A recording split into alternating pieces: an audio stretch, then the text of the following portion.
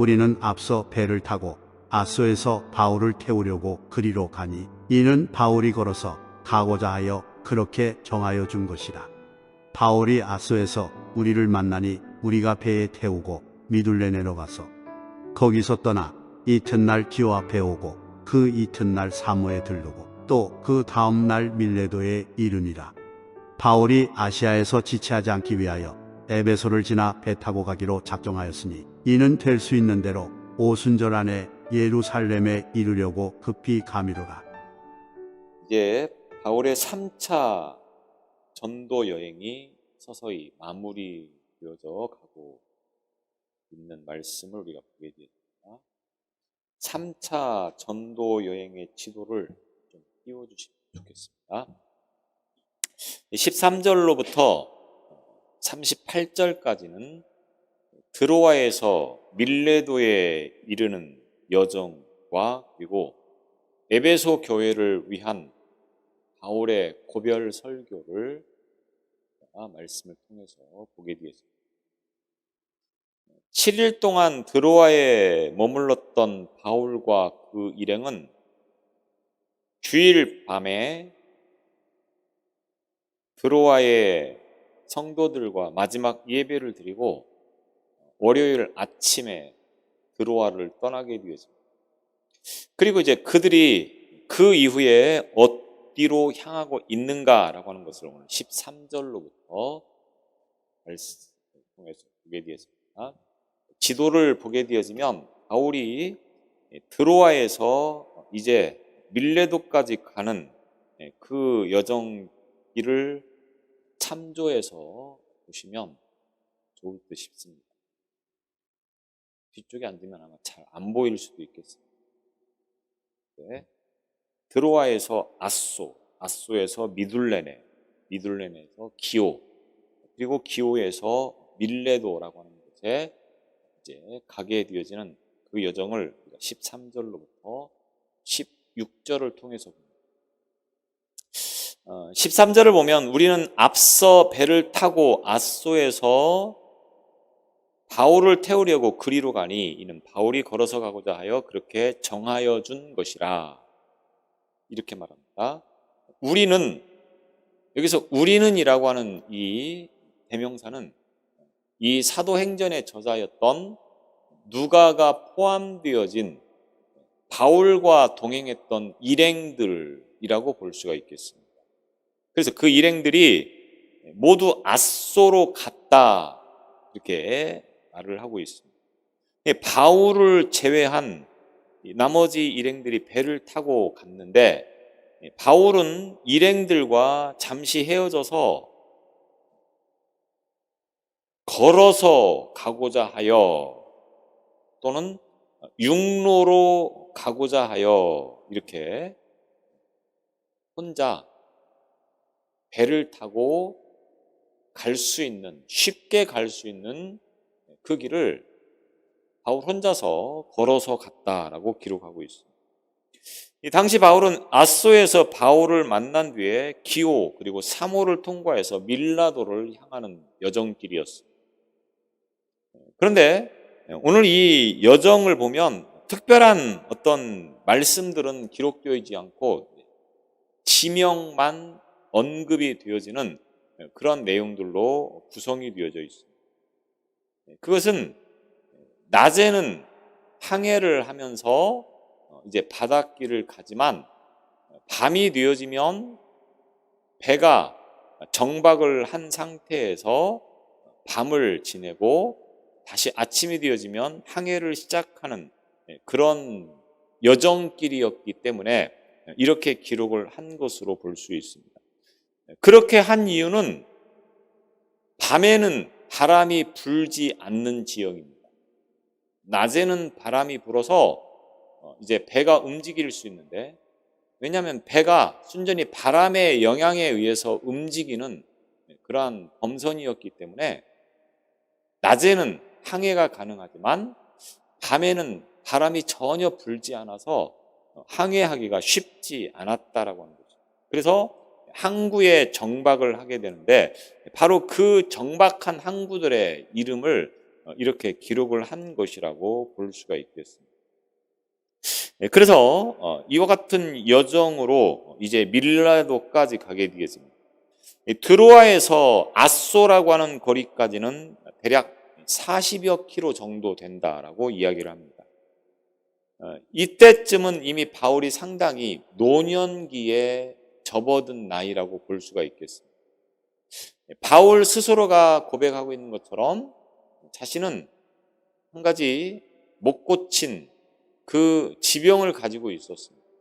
그것이 분명하게 뭔지를 밝히고 있지 않기 때문에 그런 지병을 안고 이제 살아가는 바울이지고, 이때 당시에는 이제 상당한 어떤 나이를 먹어서 노년기에 접어들어서 걷기가 쉽지 않았던 그런 상황이었다라고 우리가 추측을 해보게 되죠. 그런데 그런 길을 40km를 걸어서 갔다라고 그렇게 이야기를 하고 있습니다.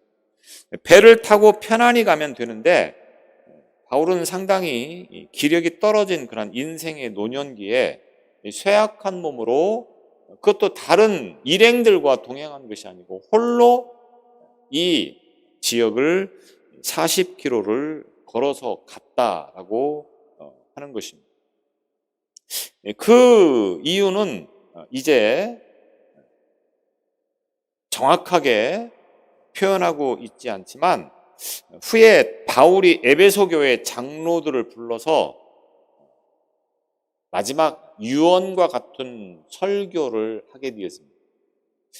그 내용 가운데 22절로 23절에 보면, 보라 이제 나는 성령에 매여 예루살렘으로 가는데 거기서 무슨 일을 당하는지 알지 못하노라. 오직 성령이 각 성에서 내게 증언하여 결박과 환난이 나를 기다린다 하시나, 복음을 전하며 길을 가는 데 있어서 어디로 가야 자기에게 유익한지, 또 어디로 가면 자기에게 해가 될지를 스스로 판단하면서 그것에 따라서 갈 곳을 정한 적은 한 번도 없다고 하는 거예요. 바울은 모든 길을 걸어갈 때에 내가 물론 계획하고 내가 생각한 바는 분명히 있지만, 그러나 내가 생각하고 내가 계획했을지라도 언제든지 성령께서 그 바울의 마음을 움직여서 성령이 가라고 하는 곳으로 가는 것이 바울의 길이었다고 하는 것입니다. 그래서 바울은 성령의 인도하심에 따라서 움직였다라고 하는 거죠. 20장 3절을 보면 거기 석 달 동안 있다가 배 타고 수리아로 가고자 할 그때에 유대인들이 자기를 해하려고 공모함으로 마게도냐를 거쳐 돌아가기로 작정하니, 이런 말씀이 있어요. 바울이 원래는 어디로 가려고 했습니까? 수리아 안디옥, 시리아 안디옥으로 가려고 했었는데, 배를 타고 가려고 했는데 그 배에 자기를 해하려고 하는 유대인들이 함께 승선해서 그곳에서 바울을 죽이려고 하는 그런 계획을 짜는 것을 바울이 듣게 되었다고 합니다. 그래서 그것을 피해서 바울은 배를 타지 않고 육로로 걸어서 이제 가려는 그런 계획을 세우게 되어지는 장면을 우리가 볼 수 있었습니다. 수리아 안디옥으로 가려고 했던 그것을 다시 방향을 바꾸게 되었다고 합니다. 그래서 빌립보의 외향이었던 네아폴리에서 배를 타고 에게를 건너서 드로아로 가는 일정이 바뀌게 되어지는 장면을 우리가 20장을 통해서 지금까지 볼 수 있었다고 하는 겁니다. 그리고 그 후로 바울은 드로아에서 아소까지 혼자 걸어갔고 결국 밀레도에 이르게 되어지는데, 거기서 바울은 에베소 장로들에게 이제 나는 성령에 매여 예루살렘으로 간다. 22절에 보면 이렇게 말하고 있어요. 성령에 매여, 성령에 의해서 자신의 계획과 자신의 길을 수정해서 수리아 안디옥으로 가려고 했던 그 방향을 바꿔서 예루살렘으로 가게 되었다라고 말하고 있습니다. 23절에서 에베소 교회 장로들에게 다만 내가 아는 것은 성령이 내게 일러주시는 것뿐인데 어느 도시에서든지 환난과 그리고 투옥이 자신을 기다리고 있다. 이렇게 이야기를 하고 있습니다. 바울은 유대인들의 음모 때문에 고린도에서 마게도냐로 걸어 돌아가게 되어지면서 자신이 오래전에 복음을 전했고 얼마 전에도 들러서 그 복음을 나누었던 마게도냐 지역의 빌립보 교회나 베레아 또는 데살로니가 이런 교회들을 들른 다음에 배 타고 드로아로 가게 되었다라고 하는 거예요. 그러니까 이 모든 여정들을 결국은 성령께서 인도하셔서 바울이 이제 3차 전도 여행을 마무리하는 이 과정에서 그 지역들을 돌보면서 결국은 이제 아름답게 모든 것들을 마무리할 수 있도록 그렇게 길을 열어주시는 것들을 보게 되어진다고 하는 것입니다. 그런데 그런 성들을 거쳐갈 때마다 성령께서 바울에게 하는 말이 예루살렘에서 너를 기다리고 있다. 뭐가? 그동안 평생이라고 표현하는 것은 좀 그렇지만 예수님을 만난 이후로 지금까지 바울의 길은 어떤 길이었습니까? 복음을 전하기 위해서 얼마나 많은 어려움을 겪었습니까? 매를 맞기도 하고 돌을 던지는 것에 맞아 죽을 뻔하기도 하고 그래서 늘 도망자의 신분으로 살아가다시피 하는 그런 길을 걸어왔다라고 하는 겁니다. 그런 이제 노년에 이르게 되어지는 것입니다. 그렇다고 하면 그동안에 수고했던 모든 것들에 대한 보상이 어느 정도는 주어져야 된다라고 마땅하게 여기지 않겠습니까? 저와 여러분이 평생 주를 위해서 봉사하고 헌신했습니다. 이제 얼마 남지 않은 인생은 좀 편안하고 좀 우리가 계획하고 우리가 의도했던 것처럼 좀 즐겁게 여행도 다니고 또 먹고 싶은 거 마음껏 먹고 그렇게 살 수 있도록 그런 것들을 허락해 주시면 얼마나 좋겠습니까? 아니 그런 것들을 기대하면서 우리가 어쩌면 신앙생활을 계속 해왔는지도 모르겠습니다. 그런데 바울이 예루살렘에서 너를 기다리고 있다. 뭐가? 그런 편안함과 즐거움과 행복함이 아니라 뭡니까? 결박과 환난이 너를 기다리고 있다. 이렇게 이야기를 하고 있습니다. 올바른 믿음 생활을 한다고 하는 것은 올바른 해석을 하면서 나아가는 데 있다고 하는 것을 우리가 기억해야 됩니다. 우리가 항상 믿음이라고 하는 것은 하나님께서 구체적이고 분명하게 말씀을 해주시면 참 수월할 텐데 하나님은 그렇게 말씀하시지 않는다고 하는 겁니다.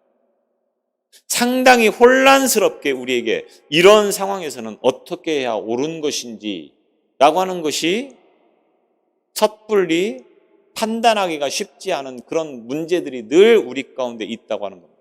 그러면 그런 상황 앞에서 어떻게 판단하고 어떻게 해석하느냐라고 하는 것은 순전히 누구에게 달려 있습니다. 성령께서 나를 인도하셔서 좋은 곳으로 인도를, 옳은 곳으로 인도를, 하나님의 뜻에 맞는 곳으로 인도를 해 주시면 참 좋겠는데 정작 우리 자신들은 그렇게 인도를 해 주시고 있음에도 불구하고 자꾸 내 안에서 어떤 마음이 듭니까?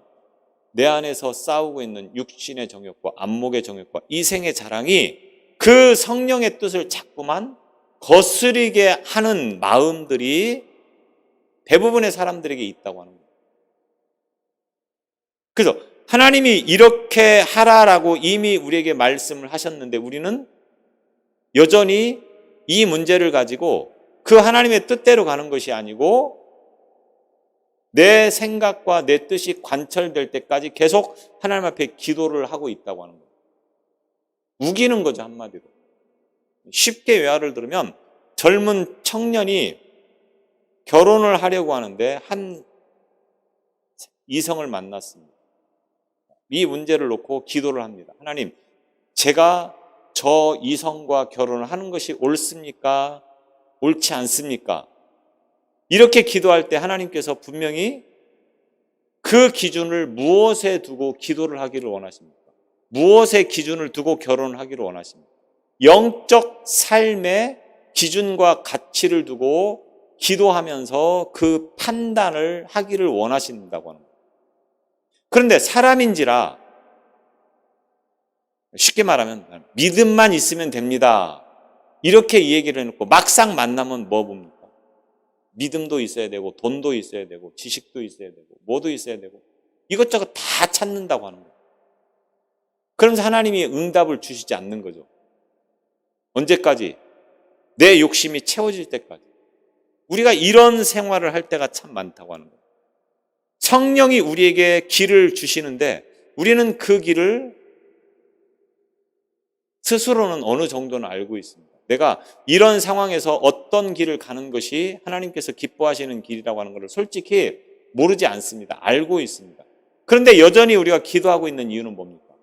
내 욕심과 내 욕망이 자꾸 하나님의 뜻과 충돌을 하고 있다고 합니다. 그래서 내 욕심과 욕망을 쉽게 버리지 못하고 있으니까 결국은 계속해서 우리가 그 문제를 가지고 하나님 앞에 기도를 합니다.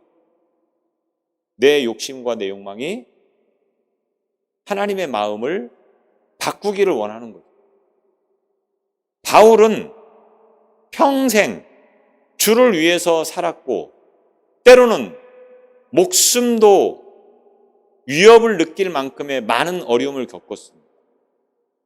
이제는 좀 적당히 쉬면서 마지막을 좀 평안하게 살아가면서 인생을 마무리를 하면 참 좋을 터인데 하나님은 정작 그런 바울의 기대와 생각과는 다르게 예루살렘에서 이 바울을 기다리고 있는 것은 결박과 환난이라 지금까지 당한 시련과 다를 바 없는 것들이 예루살렘에서 너를 기다리고 있다. 이렇게 지금 말씀을 하고 있는 거예요.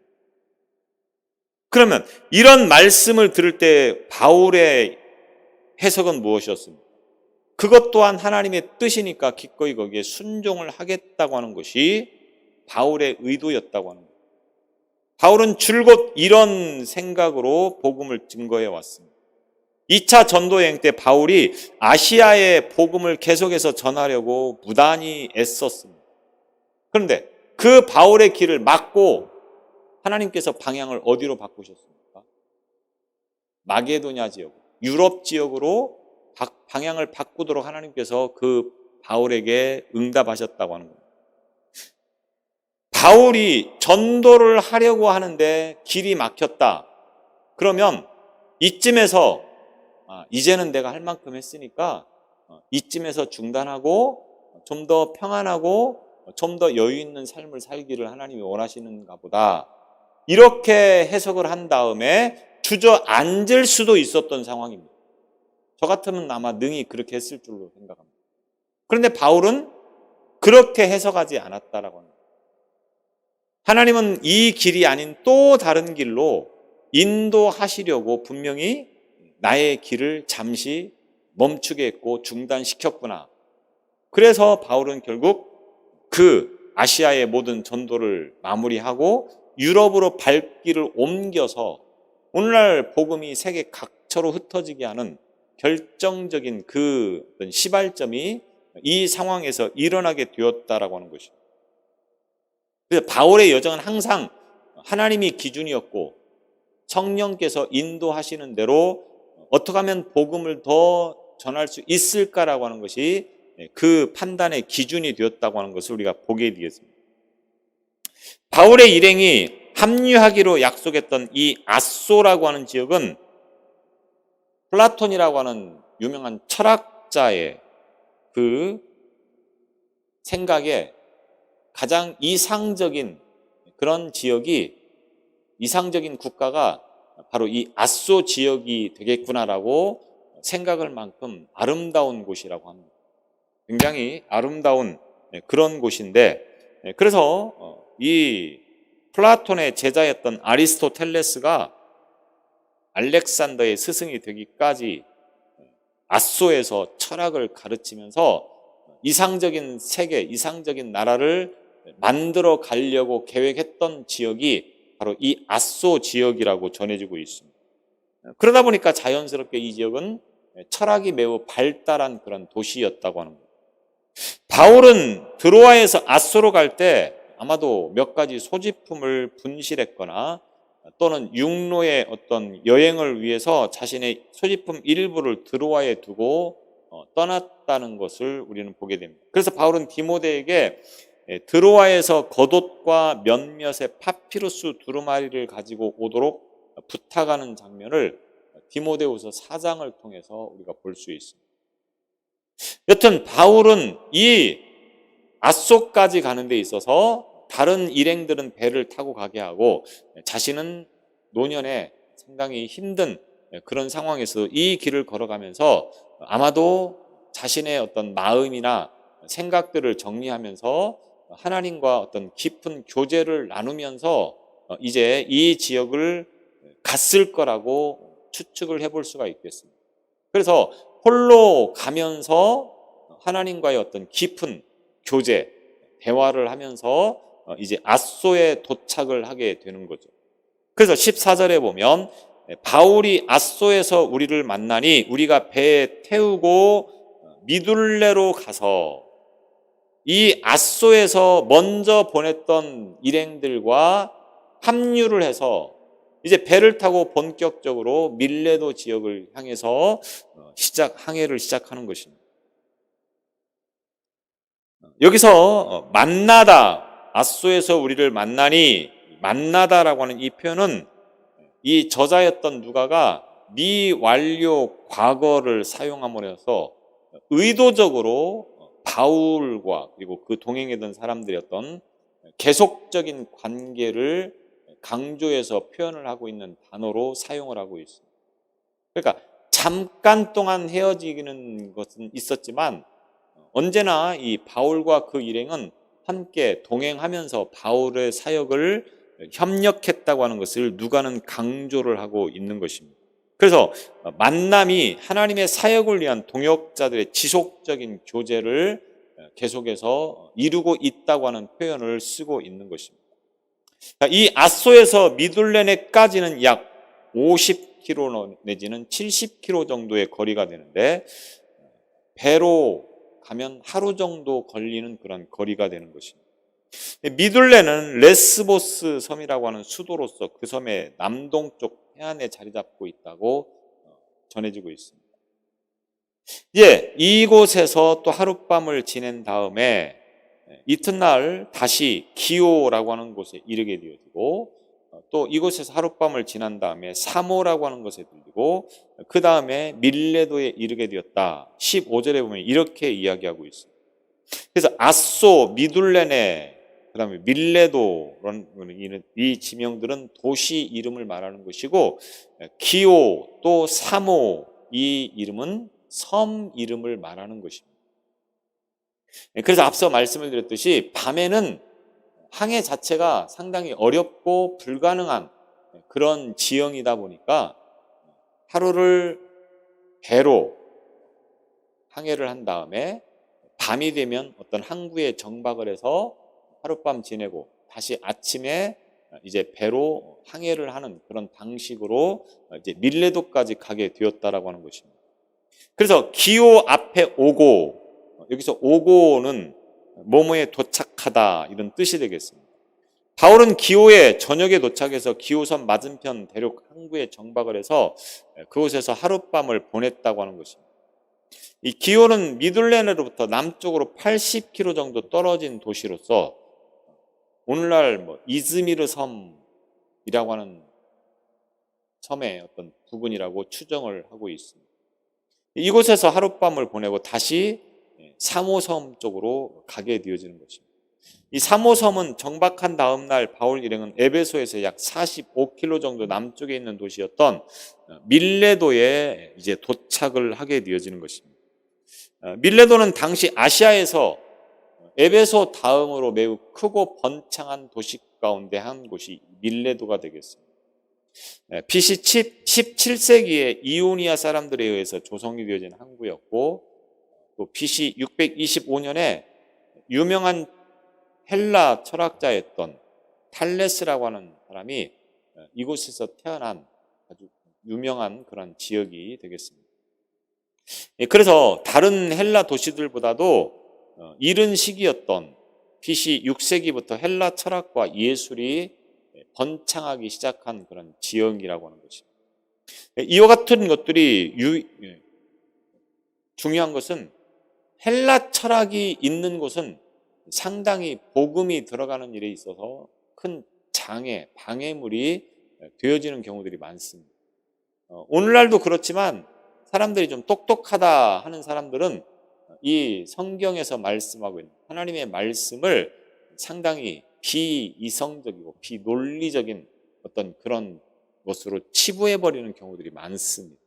이 철학이 발달할수록 사실은 이 성경과는 조금 어떤 방향이 다른 그런 경우들이 참 많다고 하는 거예요. 바울은 이런 도시들을 찾아다니면서 이제 복음을 전하는 일들을 멈추지 않았다라고 하는 거예요. 그렇게 가면서 결국 밀레도라고 하는 지역에 이르게 되었습니다. 그래서 16절에 보면 바울이 아시아에서 지체하지 않기 위하여 에베소를 지나 배 타고 가기로 작정하였으니 이는 될 수 있는 대로 오순절 안에 예루살렘에 이르려고 급히 가밀어라. 바울이 밀레도까지 왔으나 자신이 여기서 3년여 동안이나 목회를 했던 에베소를 들리지 않았다고 하는 그 이유를 설명을 해주고 있습니다. 에베소를 지나 행선하기로, 에베소를 지나 배 타고 가기로 작정하였으니, 이 말은 에베소를 들리지 않았던 이유를 아시아에서 오랫동안 지체하지 않기 위해서라고 하는 것을 설명해 주는 말이 되겠습니다. 그리고 그것은 오순절이 되기 전에 예루살렘에 도착하기 위해서라 이렇게 표현해 주고 있습니다. 지체치는 시간을 쓸데없이 소모하다 이런 뜻을 가지고 있습니다. 그러니까 시간을 소모하지 않기 위해서 에베소에 들리지 않았다 이런 말이 되겠습니다. 에베소를 가까이 두고 들리지 않았다. 그것은 시간 절약을 위해서이다. 이렇게 볼 수가 있겠습니다. 그래서 아까 지도를 보면 알 수 있듯이 밀레도와 에베소는 상당히 가까운 거리에 있습니다. 3년 동안 에베소에서 복음을 증거했기 때문에 애정이 있었을 것이고, 그리고 이제 다시 예루살렘으로 가면서 마지막으로 한 번쯤 이 에베소에 둘러서 이야기를 해 줄 수 있을 법도 한데, 그런데 그렇게 하지 않았다라고 하는 거죠. 그것은 시간을 지체하지 않고 빨리 예루살렘으로 가기 위해서다. 예루살렘에 가기 위해서. 왜? 예루살렘에 가서 그곳에서 오순절을 지키기 위해서. 바울은 오순절이 되기 전에 예루살렘에 도착을 해야만 했는데 그 이유는 여러 가지가 있겠죠. 먼저는 이방 교회들을 통해서 구제 헌금을 모았습니다. 그리고 지금 그들과 함께 가고 있는 것입니다. 예루살렘 교회가 극심한 그런 기근에 시달리고 있고 어려움에 처해 있기 때문에 그들에게 도움을 주기 위해서 구제헌금을 했고, 이 구제헌금을 가지고 예루살렘에 빨리 가려고 하는 겁니다. 왜? 오순절은 일종의 절기이기 때문에 상당히 어떤 축제적인 그런 기분이 나야 되는데 예루살렘이 굉장히 경제적으로 어려운 상황에 있으니까 구제헌금을 모은 것을 빨리 가서 그들과 함께 이제 오순절 이 절기를 지키기를 원했던 것이 바울의 의도였다라고 하는 것입니다. 그래서 예루살렘에서 오순절을 함께 보내기 위해서 급히 예루살렘으로 향하게 되었습니다. 또 오순절 하면 뭐가 생각납니까? 사도행전 초반에 오순절날 어떤 일이 임했습니까? 마가다락방에서 성령이 강림한 날이 바로 오순절입니다. 성령 강림의 이 절기가 바울에게는 매우 의미 있는, 오늘날 기독교에 있어서 오순절, 성령 강림일은 굉장히 의미 있고 중요한 날이 되어지는 것입니다. 성령 강림절, 성령께서 강림하심으로 인하여서 교회가 시작되었고 오늘날에 이르게 되었다라고 하는 것입니다. 그렇기 때문에 이 뜻깊은 날을 예루살렘에서 바울이 보내기를 원했다라고 하는 것입니다. 바울이 자신의 선교 팀원들로부터 떨어져서 드로아에서 앗소까지 홀로 하나님과 동행하며 걸어가는 그 시간을 통해서 결박과 환란이 기다리고 있는 예루살렘의 3차 전도 여행의 최종 목적지라고 분명하게 확인을 할 수 있었기 때문에 이제 그곳에 가는 모든 여정길에 지체하지 않고 빠르게 예루살렘으로 이동하고 싶은 것이 바울의 심정이었다라고 하는 것입니다. 고린도를 출발할 때까지만 해도 바울이 계획한 3차 전도 여행의 마지막 목적지는 자신의 목회 현장이었고 자신을 파송한 교회가 있는 수리아 안디옥이었지만, 그러나 시간이 가면서 그 모든 계획들이 수정이 되어서 결국은 예루살렘에 가서 이제 그곳에 가서 다시 마무리를 하려고 하는 것이 바울의 계획이 되었던 것입니다. 그리고 그 예루살렘으로 가는 길은 자기에게 평안함과 즐거움이 있는 곳이 아닌 오히려 결박과 환난이 기다리고 있는 곳이 되었다라고 하는 거예요. 그럼에도 바울은 지체하지 않았다라고 하는 거예요. 왜? 바울의 삶의 목적은 무엇에 있습니까? 잘 먹고 잘 살고 편안하게 사는 것이 아니고 언제 어떠한 상황에서도 복음을 전하는 것이 그 바울의 삶의 목적이었기 때문이라고 하는 거예요. 그리스도인의 삶의 목적은 무엇입니까? 오늘 저와 여러분의 삶의 목적은 무엇입니까? 하나님께서 인정하는 사람과 그렇지 못한 사람에게 있어서의 결정적인 차이가 무엇입니까? 모든 것을 판단할 때 과연 영적인 것을 기준으로 삼느냐, 육적인 것을 기준으로 삼느냐에 있다라고 하는 거예요. 모든 것을 우리가 판단하면서 하루하루를 살아가는데 그 선택의 순간에 어떤 것을 기준으로, 그러니까 우리에게 유익한 것을 추구하면서 판단하느냐, 아니면 영적으로 하나님의 뜻을 기준으로 판단하느냐, 여기에 중요한 그 하나님의 인정받는 사람이냐 인정받지 못하는 사람이냐라고 하는 것에 차이가 있다고 하는 것을 우리는 기억을 해야 된다고 하는 거죠. 하나님의 인정을 받는다고 하는 것은 뭡니까? 모든 것을 다 하나님의 뜻에 맞추어서 판단하는 것에 있다고 하는 것입니다. 나에게 유익이 되는 것이 아니고 하나님 앞에 유익이 되는 것을 판단의 기준으로 삼는 거라. 오늘 저와 여러분의 믿음이 그런 믿음이 되시기를 바랍니다. 지금 당장 나에게 유익이 될 것 같아도 그것이 하나님의 방법이 아니고 하나님의 뜻이 아니면 우리는 그것을 단호하게 거부할 수 있어야 된다고 하는 거예요. 그런데 믿음으로 산다고 하면서도 지금 당장 나에게 유익이 되는 것을 선택하는 일들이 많습니다. 우리는 당장 눈앞의 것을 보는 것이 아니고 영적인 시선과 영적인 관점을 가지고 무엇이 더 하나님을 유익하게 하는가, 이것을 선택하는 믿음을 가지고 우리가 살아가야 된다고 하는 거죠. 바울은 수없이 많은 고난을 당하면서 지금까지 복음을 전도하는 일에 힘써왔습니다. 그런 바울에게 하나님이 말씀하시는 것은 또 예루살렘에 가라. 그곳에는 또 다른 결박과 환난이 너를 기다리고 있을 것이다. 얼마나 힘 빠지는 말입니다.